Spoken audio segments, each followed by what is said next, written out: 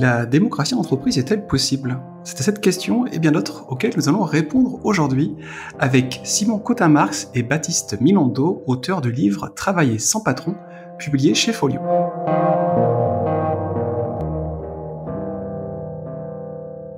Bonjour Simon, bonjour Baptiste.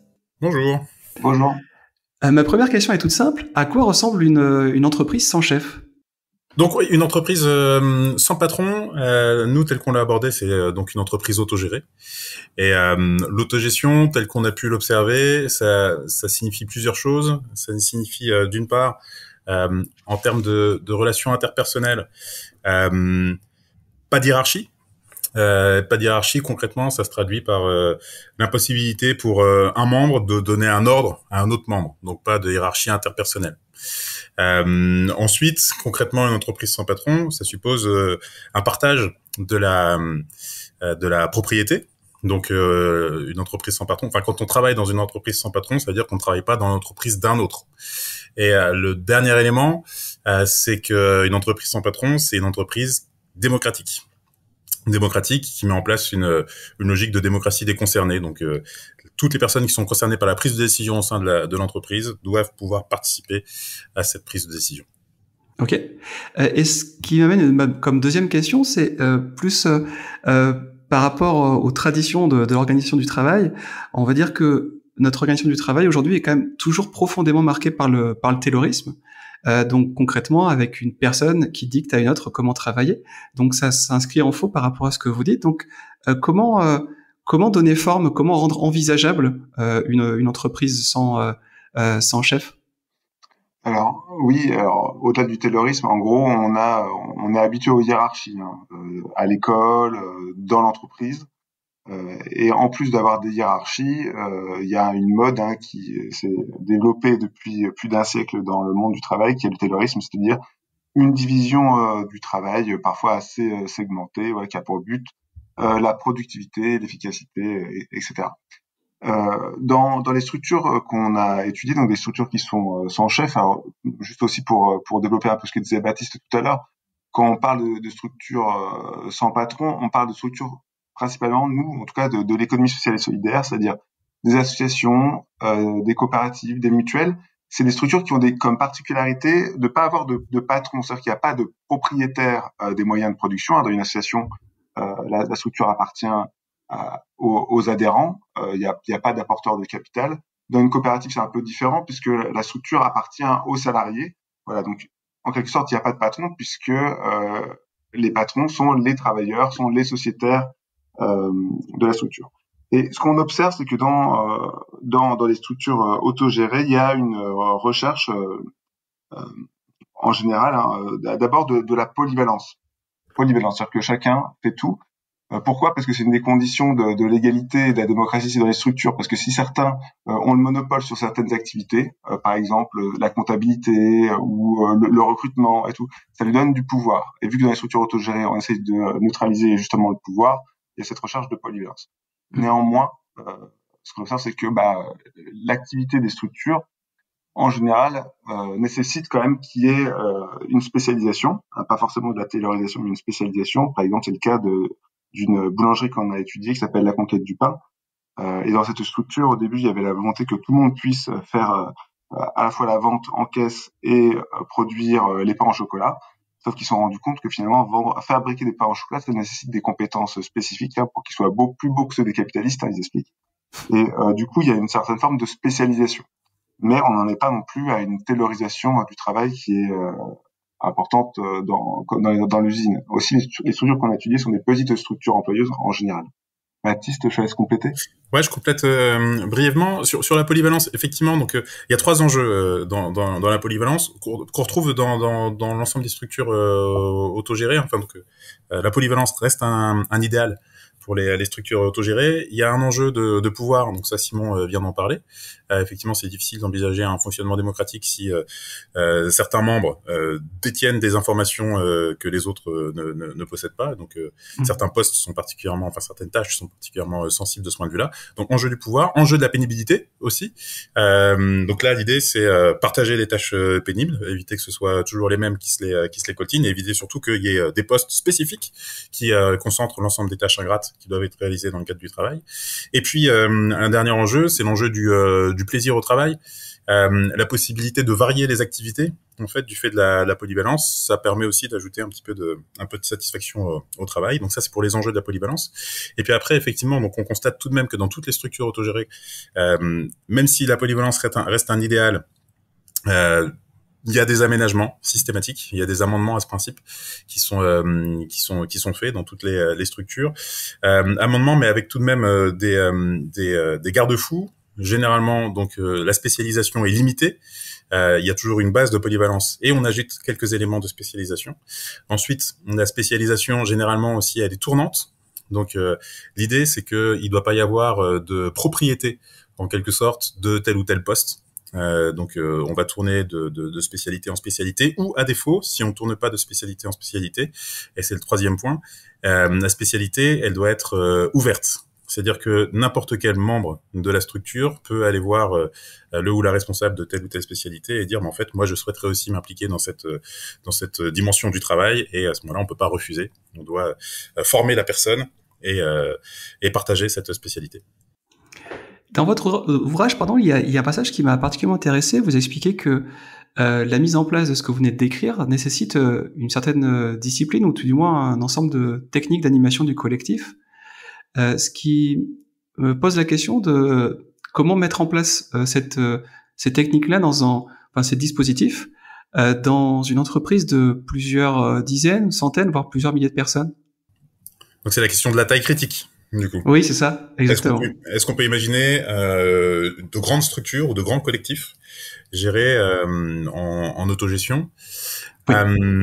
Alors cette question on l'aborde dans le livre, sachant que ce qui est intéressant, c'est que chaque collectif donne une réponse différente à cette question de la taille critique. Il y en a qui disent en fait la taille critique c'est il faut pouvoir tenir autour d'une table. Si on n'arrive pas à tenir autour d'une table, alors on peut pas délibérer correctement. Et on s'aperçoit assez vite que tous les collectifs n'ont pas forcément la même table en tête. Il y en a visiblement qui ont des toutes petites tables et d'autres qui ont des très grosses tables. Il y en a qui se disent au-delà de 20 c'est compliqué, pendant que d'autres se disent si on dépasse 10 ça passe plus. Et puis il y en a qui vont un peu plus loin en se disant en fait il faut qu'on puisse tenir dans une même salle. Donc, si on tient dans une même salle, alors on a la possibilité de délibérer. On peut aller au-delà en disant, en fait, il faut pouvoir se connaître mutuellement. Tant qu'on arrive à connaître à peu près tout le monde mutuellement, c'est-à-dire que tant qu'on arrive à connaître tous les prénoms des personnes et qu'on arrive à saisir à peu près quelles sont les relations que chacune de ces personnes entretiennent avec les autres, alors on a la possibilité de gérer un collectif en bonne intelligence. Et puis il y a les gros groupes coopératifs type Mondragon qui là comptent plusieurs dizaines de milliers de salariés. Globalement, le raisonnement c'est même une grosse structure peut être saucissonnée en petits sous-groupes qui fonctionnent de manière autogérée. Mais sans doute qu'il est préférable, enfin si pour le dire autrement, si on n'arrive pas à faire de grands groupes démocratiques, alors n'essayons pas forcément de faire de grands groupes. D'accord. Et du coup, pour compléter, et c'est pour ça que certains font le choix de splitter, c'est-à-dire qu'en gros, cet enjeu, c'est comment, il y a la question de la taille, mais comment faire pour avoir un fonctionnement qui est démocratique. Il y en a certains qui disent l'enjeu, c'est de bien accueillir les personnes qui arrivent, donc les informer et les former au fonctionnement, à l'économie, et c'est ce que fait par exemple Ardelaine, c'est-à-dire qui propose une semaine d'intégration aux nouveaux salariés et qui ensuite leur font tester tous les postes de travail pour qu'ils connaissent bien l'entreprise. Mais il y a d'autres structures, notamment c'est le cas d'une structure autogérée de la Creuse qui s'appelle Ambiance Bois, qui elle fait le choix de ne pas grandir et de plutôt d'essaimer. C'est-à-dire que voilà, ils disent au-delà de 25 salariés, on considère que c'est compliqué d'avoir une structure démocratique, autogérée. Et du coup, ce qu'on fait le choix, c'est que certains partent et vont créer d'autres structures autogérées. Et du coup, on se retrouve avec un écosystème d'organisation autogérée dans le même département. Ok. Je prends un exemple parce que du coup, avant d'écrire des livres sur l'autogestion, j'ai j'ai travaillé dans une coopérative autogérée, et donc on avait fait typiquement ce choix-là. En fait, très vite, la question s'est posée. La coopérative a très vite très bien marché. La question s'est posée de savoir jusqu'où il fallait grossir, et on a décidé de bloquer un certain nombre, le nombre d'adhérents, évidemment aussi le nombre de salariés, pour favoriser la création d'autres structures qui partageaient les mêmes locaux que nous, qui faisaient exactement la même activité que nous, mais qui avaient aussi leur propre principe de fonctionnement, leur propre réseau de producteurs. C'était une sorte de grosse AMAP qu'on avait créé. Donc on a préféré essaimer plutôt que de grossir. Ok, très intéressant. Et aussi dans votre ouvrage, vous évoquez souvent les travaux du sociologue Albert Meister, je ne sais pas si je le prononce bien, et qui se montre assez critique, ou plutôt même déçu de ce qu'il a pu observer dans les entreprises travaillant en autogestion. Euh, lui, il parle même de dégénérescence pour évoquer la difficulté de maintenir un fonctionnement démocratique sur la durée. Donc là, je parle pas véritablement de taille ou de taille critique, mais plutôt sur la durée, comment on peut faire vivre, comment on peut cultiver la démocratie en entreprise et s'assurer qu'elle demeure. Oui, donc Albert Meister, ouais, c'était un grand sociologue de l'autogestion, hein, qui a étudié les organisations autogérées dans les années 50 à 70. Il allait voir des coopératives d'habitants, il allait aller voir la Yougoslavie autogestionnaire, le Pérou autogestionnaire. Donc c'était un bon connaisseur, et c'est vrai qu'à la fin de sa vie, il était un peu désillusionné. Et c'est pour ça qu'il parle de songe, hein, de l'égalité, finalement de songe de l'autogestion, parce que pour lui, toutes les organisations autogestionnaires sont vouées à dégénérer. C'est-à-dire que elles connaissent une première phase, une phase de conquête, hein, d'égalité finalement, où tout le monde se connaît, on arrive à décider ensemble en assemblée générale. C'est un moment où il y a une très grande polyvalence. Et petit à petit, pour des raisons externes, hein, c'est-à-dire que la concurrence des autres entreprises et du marché, les contraintes aussi réglementaires de l'État, par exemple, qui demandent d'avoir un gérant, d'avoir un référent qui a un tel diplôme, etc. Mais aussi pour des contraintes internes, hein, c'est-à-dire que c'est fatigant aussi de prendre des décisions tous ensemble en permanence, et c'est peu efficace. Il y a aussi des routines qui s'installent. Bref, en gros, il explique qu'il y a cette dégénérescence qui touche toutes les organisations. Et du coup, nous, c'est pour répondre à Albert Meister qu'on a fait ce livre, parce que en effet, il y a des risques, hein, qui pèsent sur l'autogestion, sur la démocratie, sur l'égalité salariale et sur les fonctionnements coopératifs. Néanmoins, on pense que c'est pas une fatalité. Et justement, il y a des organisations qui font le choix de cultiver la démocratie, de mettre des moyens. Et pour prendre un exemple, c'est celui de la Nef, hein, qui est non, qui est une petite banque coopérative et éthique, qui fait le choix d'avoir des animateurs, des personnes qui sont dédiées à l'animation des questions démocratiques. C'est-à-dire qu'avoir un fonctionnement démocratique, ça prend du temps, ça nécessite des moyens, et cette organisation fait le choix de dédier des ressources à cette mission. D'ailleurs, c'est ce qui m'a surpris en lisant votre livre, pardon, c'est que il y a une partie du livre qui est consacrée aux échecs des entreprises sans patron, et ce qui peut amener au début, en tout cas la lecture des premières pages, à y voir une certaine fatalité en disant bon, c'est pas possible, c'est un songe, pour reprendre l'expression d'Albert Meister. Qu'est-ce qui, vous, au contraire, vous donne de l'espoir, qu'est-ce qui vous permet de croire aujourd'hui que c'est possible et que ça peut perpétuer, voire s'étendre? Alors, la position d'Albert Meister, on peut la voir de deux manières. Enfin, soit on voit le verre à moitié vide, soit on voit le verre à moitié plein. Le verre à moitié vide, c'est en fait à chaque fois qu'on essaye de construire des collectifs autogérés, sans chef, en fait, ça finit tôt ou tard par foirer. C'est ça, en fait, c'est ça qui l'amène à devenir complètement désabusé, Albert Meister. Donc ça, c'est le verre à moitié vide. Le verre à moitié plein, c'est en fait à chaque fois qu'on rate des collectifs autogérés, et ben en fait, il y en a toujours des nouveaux qui se créent. Donc du coup, c'est ça qui nous a intéressés, c'est-à-dire que systématiquement, il y a cet idéal égalitaire qui revient. Donc tout l'enjeu là pour nous, c'est de se dire, mais en fait, d'une part, est-ce que c'est forcément un échec quand un collectif autogéré finit par se planter? En fait, ça a quand même permis pendant un temps de réaliser cet idéal égalitaire, cet idéal autogestionnaire, donc c'est déjà plutôt une bonne chose. Et ensuite, pourquoi est-ce que ça rate systématiquement? Est-ce que c'est pas parce que on n'arrive pas à tirer les leçons en fait des échecs passés. Et donc en fait, nous notre objectif là dans le livre, alors c'est pas on l'explique dans l'introduction, il s'agit pas de faire une recension de tous les échecs, de toutes les situations qui ont raté, parce que ça prendrait beaucoup de temps et puis ça serait quand même particulièrement déprimant. Nous, ce qu'on essaye de voir, c'est quelques exemples de structures qui, pour répondre à telle ou telle question, ou tel problème, tel ou tel défi, ont trouvé des solutions qui nous semblent intéressantes, qui nous semblent inspirantes. Donc c'est ça qu'on a essayé de documenter. Et évidemment, avant ça, il fallait que on fasse état des différents défis auxquels on est confronté quasi systématiquement quand on crée des collectifs autogérés. C'est pour ça qu'il y a cette première partie où on essaye de montrer les limites actuelles de pas mal de structures de l'ESS, en se disant, en fait, précisément parce qu'il y a ces limites, il faut essayer d'aller un peu plus loin, et plus loin pour nous, ça suppose s'organiser sans patron. Vous parlez de limites, vous parlez même de défis systématiques, vous pouvez nous donner quelques exemples? Alors, on essaye d'identifier. Donc, on a trois, enfin, on reprend les trois grands principes de l'ESS: la question de la démocratie, la question de l'équité, la question de la gestion humaine des collectifs. Et en fait, pour chacun de ces principes, on identifie des points de vigilance. L'idée, c'est si on veut se lancer dans une aventure autogérée, il faut avoir en tête que la démocratie, par exemple, ça se décrète pas. La démocratie, c'est des principes, c'est des statuts, c'est des pratiques, et puis c'est une culture. Et donc, il faut pas croire que juste parce qu'on a écrit des statuts avec un fonctionnement démocratique, que de fait, ce fonctionnement démocratique va se concrétiser. Donc, il y a différents points de vigilance. Même chose pour la question de l'équité.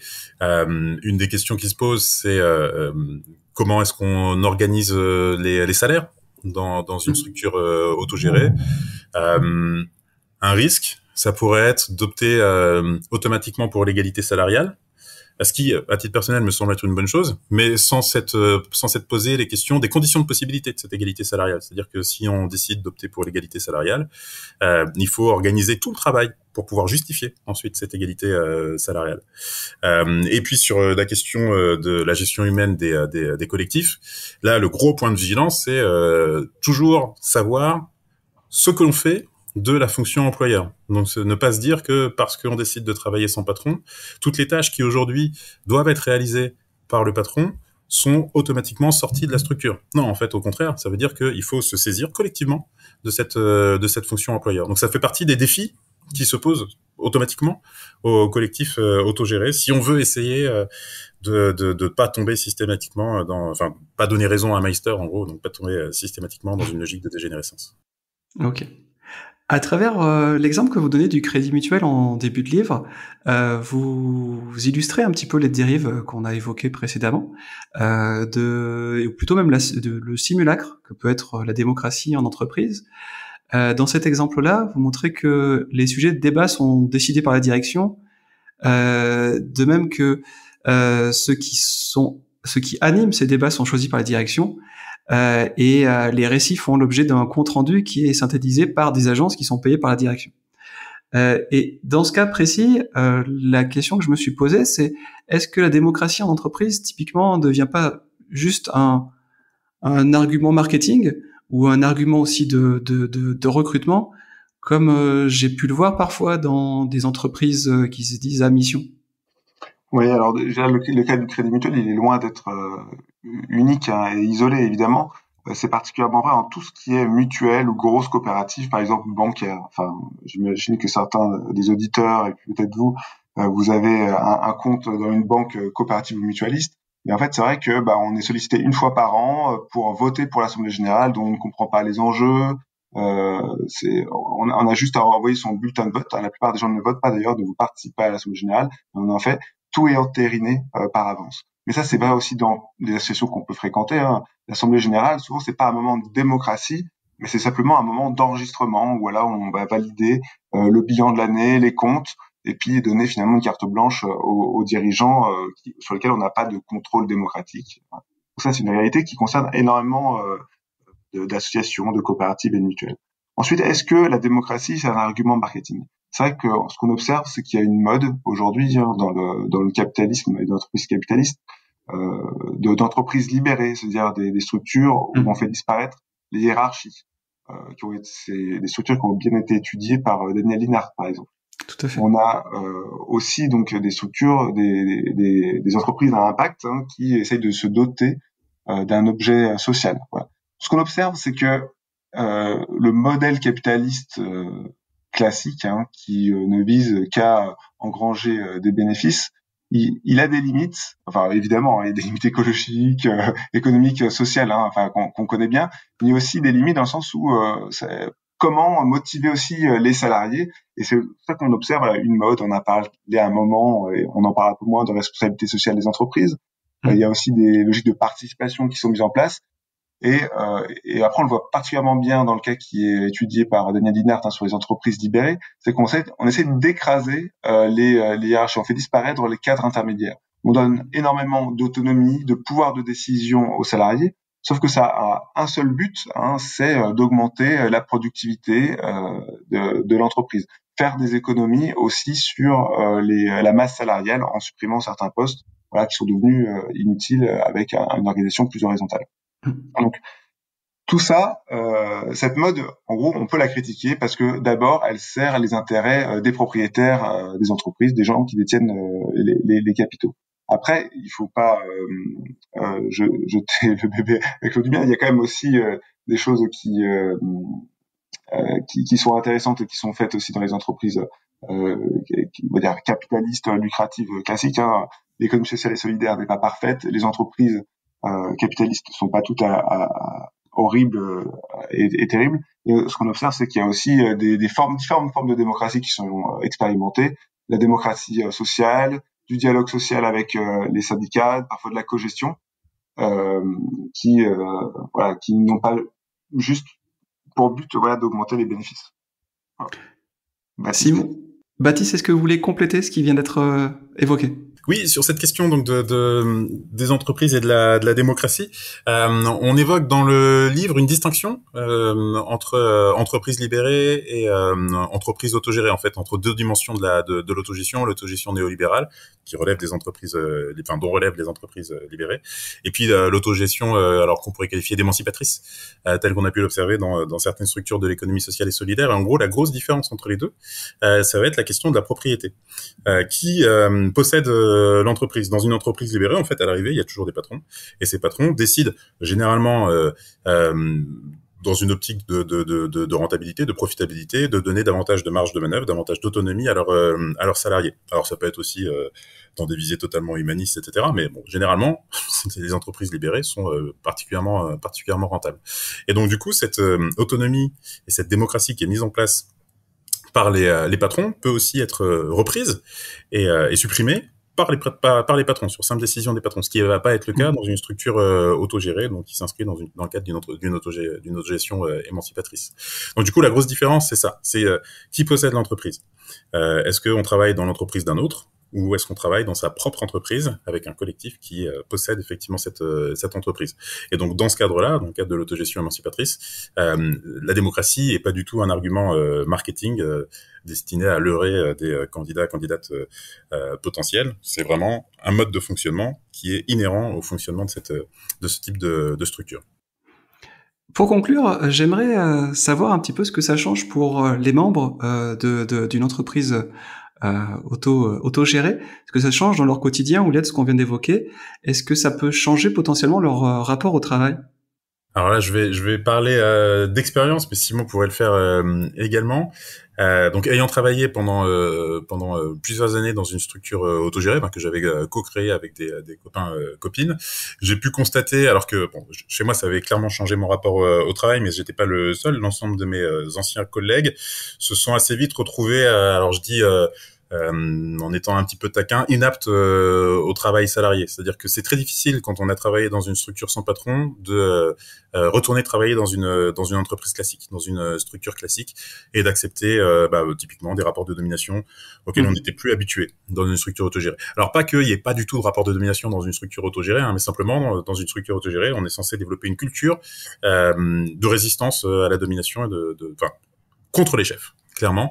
Et donc dès qu'on voit apparaître des signes de domination, on les signale et on dit en fait typiquement ça ne doit pas exister dans une structure autogérée. Alors de manière explicite ou enfin pas forcément aussi explicite, ça peut être des blagues, ça peut être des petites réflexions comme ça qui signalent à chaque fois que là on est en train de dépasser une limite. Bref, une fois qu'on a bossé dans une structure comme ça, il est compliqué de retourner sur le marché du travail classique.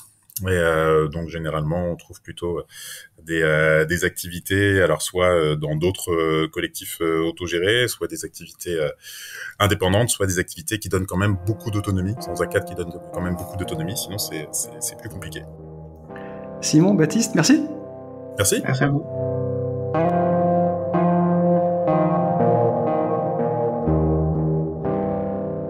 C'est sur ces mots que se termine notre épisode consacré à l'ouvrage Travailler sans patron, paru chez Folio.